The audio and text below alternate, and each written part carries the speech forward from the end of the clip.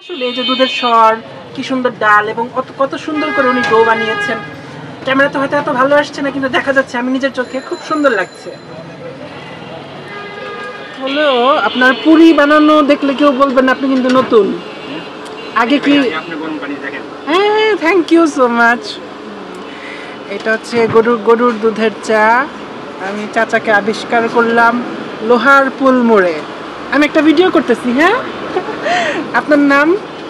ইকবাল। হ্যাঁ, আপনি ঢাকাইয়া না? ওডিসি। ঢাকায়া পুরি, যেন ঢাকায়া পুরি বলে। ঢাকায়া পুরি। আচ্ছা আচ্ছা, কোনো অসুবিধা নাই। চাচার পুরি আমি খাবো শিগগিরই। ওটা হচ্ছে হ্যাঁ,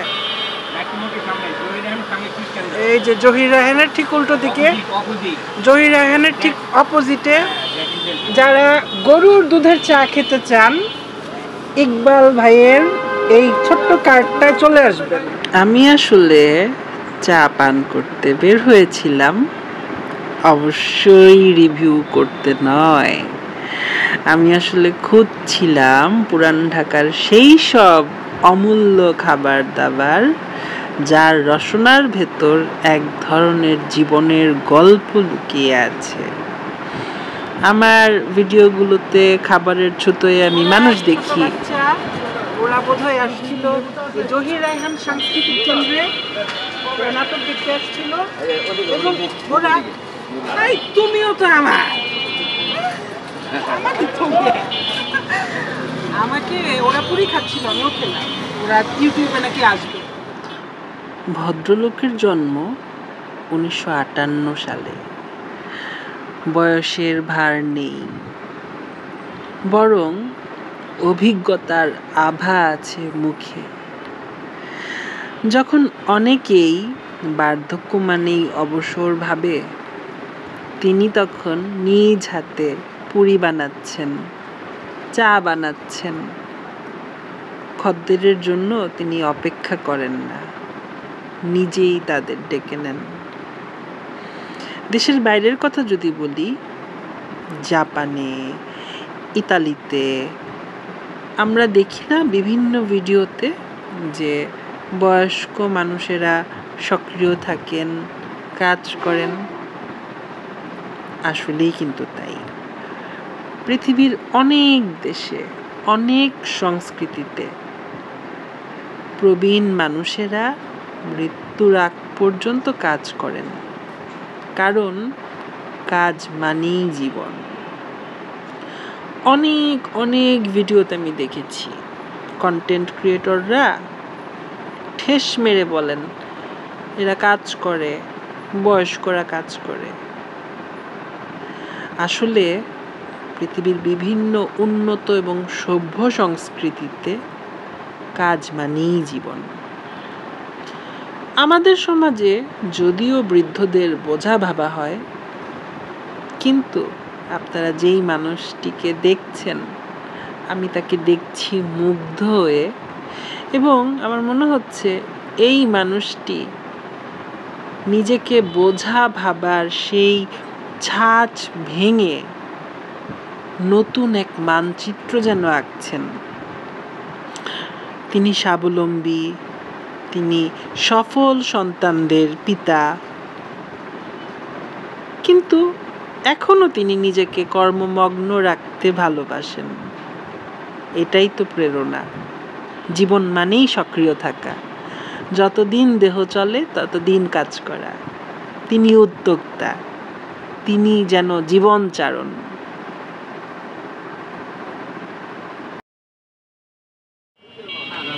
তো আপনার খুব ভালো লাগে নিজে নিজে করতে এটা, না?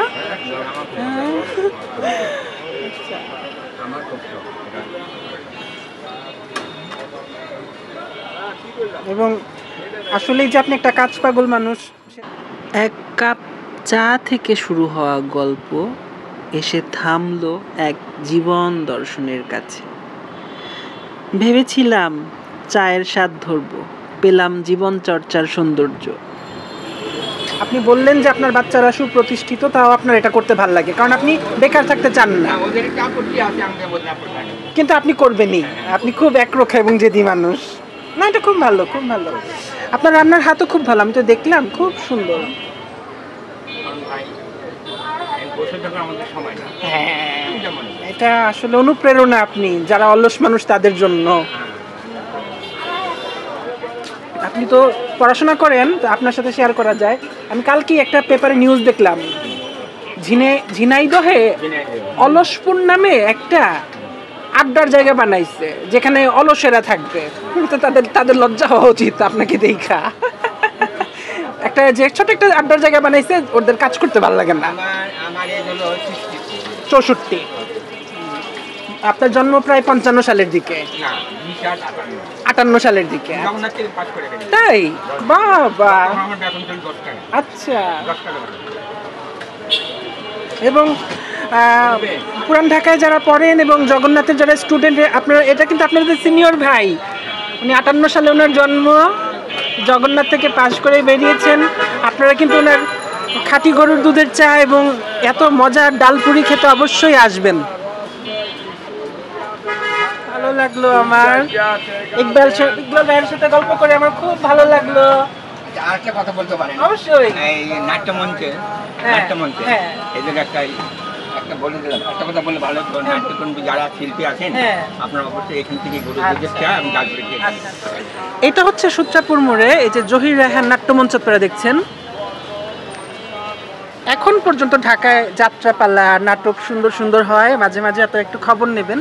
এই যে জহির রায়হান নাট্যমঞ্চের ঠিক উল্টো দিকে ইকবাল ভাইয়ের এই কার্ডটা, এবং ইকবাল ভাই নিজে আপনাদের আমন্ত্রণ জানালেন যে যারা আপনারা নাটক দেখতে আসবেন, তারা নাটক দেখা শেষ করে অথবা নাটক দেখার শুরুতে ইকবাল ভাই এত সুন্দর সুন্দর পুরি এবং গরুর দুধের চা খেয়ে যাবেন।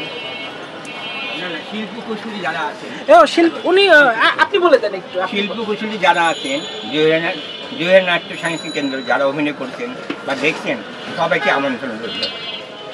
ইকবাল ভাই খুবই চমৎকার একজন মানুষ, সুশিক্ষিত মানুষ, অনুপ্রেরণা।